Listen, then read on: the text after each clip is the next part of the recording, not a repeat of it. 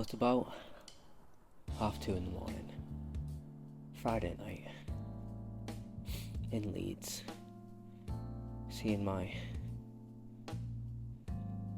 brother, my dearest friend, Reese.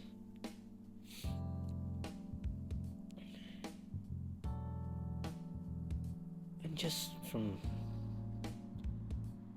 the minute I arrived, it's just been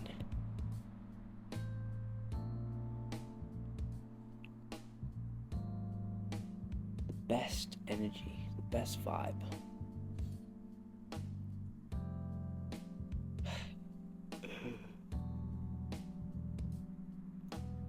No matter, he lives in a house of 10 people, so there's obviously a lot of different group dynamics there, and in each of them, maybe not straight away, but sometimes easy into it, sometimes easier or not. But we've been in so many different group dynamics and spent time with so many different people, but like together, that we've almost created a space, a vacuum, where when people step into that experience, we make them feel comfortable being them. Because me and Reese, we're like, we do weird shit. We are very passionate about many different things, and really simple things and really complex things, and that is when you're showing up as your most authentic self. Some people don't know how to react to that, but a lot of people feel that they're safe to be more of themselves too. Because there's some confident people in this world, but there's a lot more that aren't. It doesn't matter what the reasons are for. Someone has knocked that confidence. Maybe it's even yourself.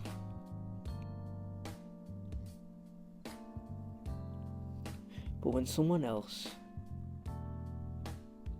shows the courage just by being 100% them,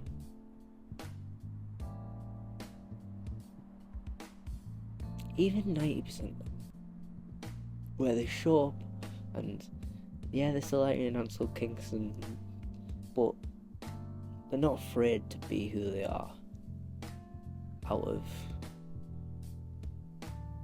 fear of judgment, which is just you judging someone else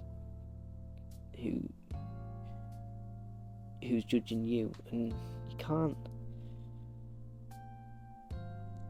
you don't know how people are going to react, but we're so scared that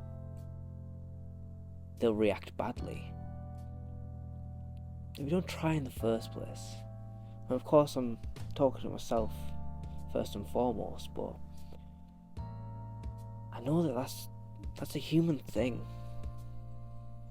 and that's why I say we, because I feel as though anything I go through, other people have probably gone through too. Maybe it was a different flavour, maybe it was slightly different, but the core is still there.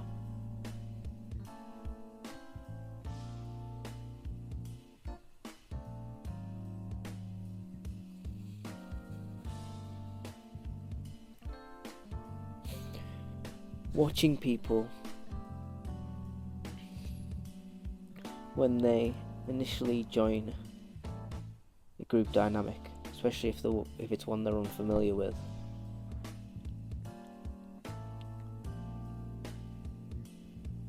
when you know someone well, it is interesting to observe how and if they change a lot from when they're in their safe bubble with the ones they love, the ones they care about, the ones they feel like they can open up to, and a group dynamic that is separate to that or in addition to that. So maybe the circle's trying to go a little bit wider. Test your boundaries. Observe yourself.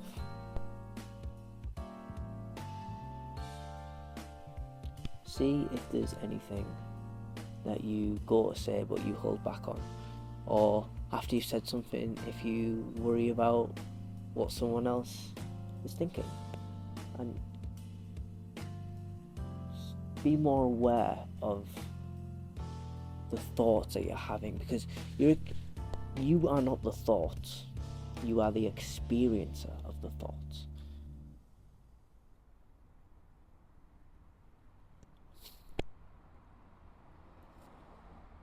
Almost as if you're looking from a third person point of view.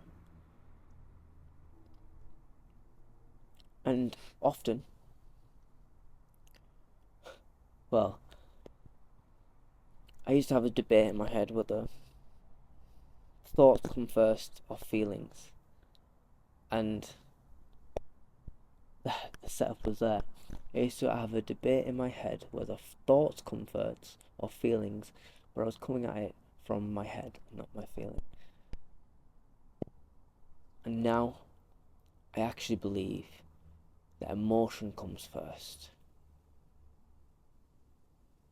I believe that an emotion comes and then our mind tries to rationalize or justify or explain that emotion.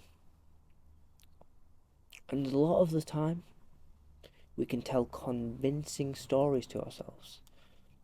So convincing that we forget that it's a story.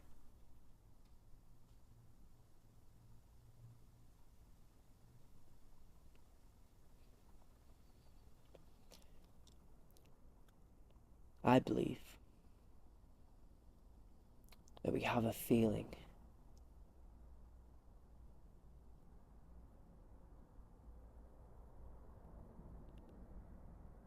And we don't need to describe it. We don't need to understand it. We don't need to suppress it.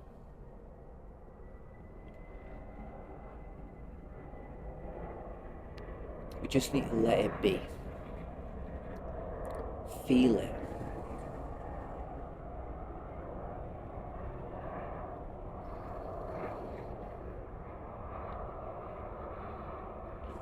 When you allow yourself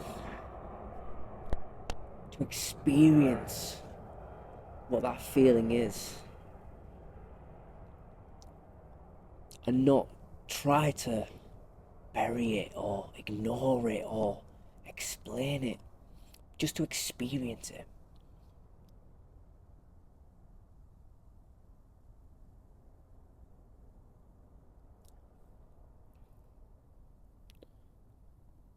I'm not sure about you, but the voice in my mind constantly talks and talks and talks. It's like it's on a never-ending treadmill of thoughts and worries and trying to remember things and trying to plan my life and trying to remember my finances and wonder how people view me and how do I feel and is it okay to feel that? Should I even be thinking like this? Oh, I bet do most people already know that? And then it's just constant chit chat.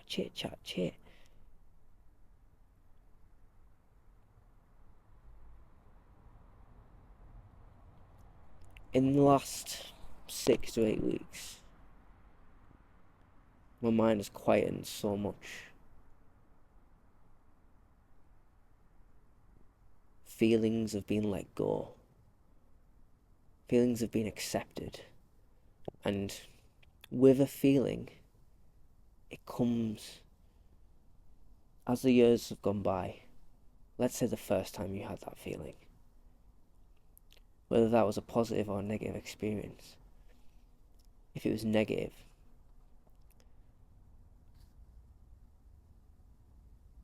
and if it was foreign,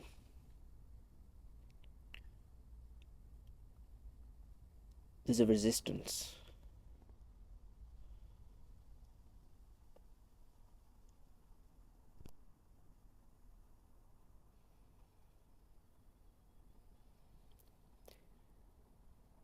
And if that first instance of you having this feeling, you perceive that as negative, then every time you have the feeling since then, or at least the majority of the times, that same defense mechanism kicks in. Because that unfamiliar feeling, because it was unfamiliar, you felt unsafe. So you try to suppress, you try to ignore, you try to reject. And over weeks, months, years, that groove keeps getting deeper and deeper until that is your automatic reaction. You're not even conscious of it. And if you aren't aware enough to pay attention to yourself, you won't even realise that that happens. But if you do, then you're able to break the loop. We all have beliefs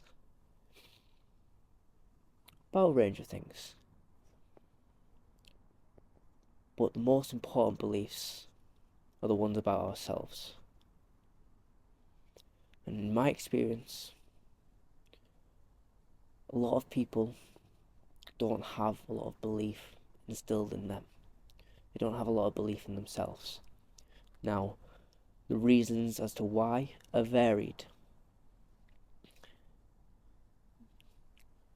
Right now, we'll put that to the side. It's just a case of having limiting beliefs or not. Now, if you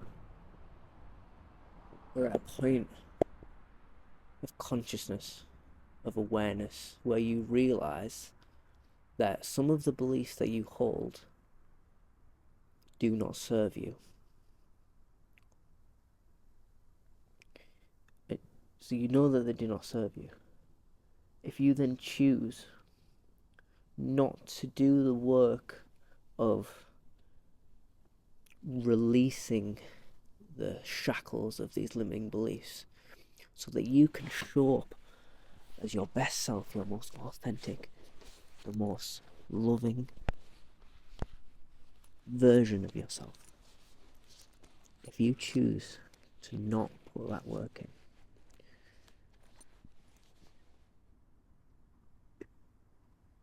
you are not showing yourself the love that you deserve.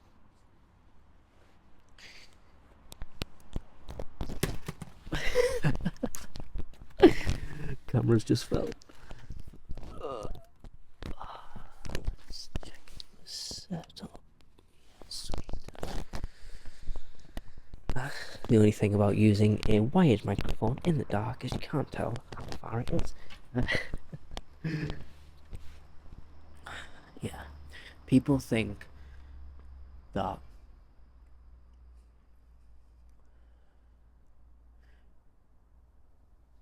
not loving yourself, not having confidence in yourself, is a way of protecting you from any potential danger. Because in that frame, the unfamiliar is dangerous, it's scary, it's unsafe. You should run away, you shouldn't go near it.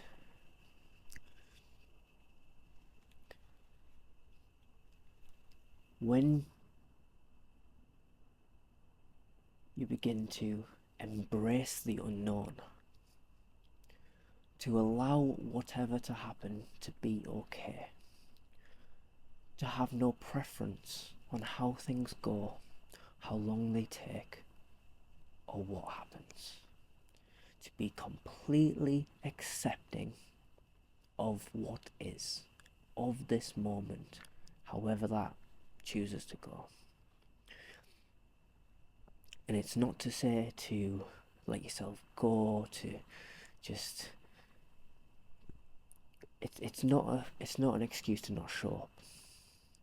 What it is allowing things to happen as they do, and see what happens, because that's how I've been living recently. And I could not comprehend before this period of my life that this was possible. I knew things could be better, but it's hard to understand what that looks like without any insight, because you can see how certain people operate, and people who have reached highs in X, Y, and Z. But to get to discover what you're capable of, because they're human, you're human, so anyone that anyone else can do, obviously given some things, but allow it. Anyone that anything that's capable for one is capable for another, but we all have our own unique and special gifts. So before that rebuttal comes in, I understand that. I'm not saying everyone can be the best at skiing or basketball. I'm just saying everyone can be the best at being themselves. And when you're all in to you, and you have a complete acceptance of what happens, and you have love towards yourself and others and gratitude for every single day, and you just trying to bring as much joy and happiness and connection to others, and you're pursuing things not out of a should, not out of an expectation, but out because you want to, because you enjoy them. When you start operating from that place of life, bro, I've only just begun, and it is like nothing.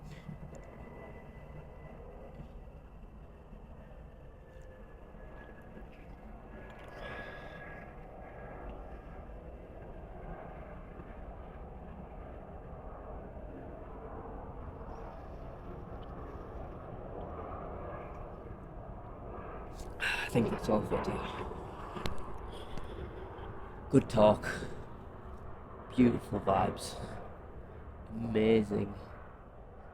The sky is breathtaking. The world is magnificent. Life is excellent. Good day, good night. I love you.